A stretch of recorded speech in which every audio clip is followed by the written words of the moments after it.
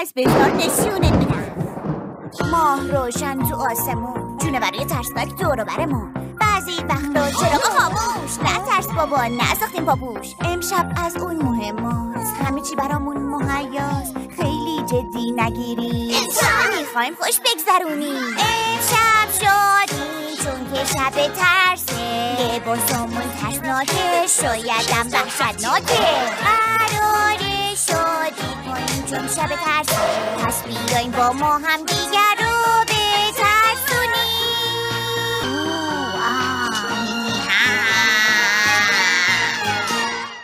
ماه روشن تو آسمون، موجودای ترسناک دور و برمون. امشب از اون مهماست، همه چی برامون مهم. اگه میخوای نترسی باید بهمون شکلات بدی.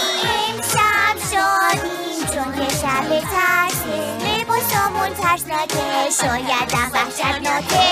قراره شادی کنیم چون که شب ترسه، پس بیاین با ما هم دیگر رو بترسونیم. ماه روشن تو آسمون، موجودای ترسناک دور و برمون. امشب از اون مهماست که همه چی برامون مهیاست. شب شادیم چون که شب ترسه، لباسامون ترسناکه شایدم وحشتناکه.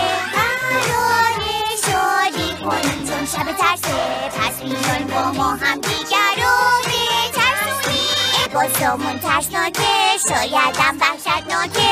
قراره شادی کنیم چون شب ترسه، پس بیاین با ما هم دیگر رو بترسونیم.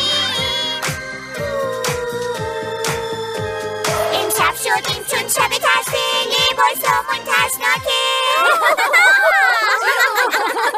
واقعا ازت ممنونم توت فرنگی. از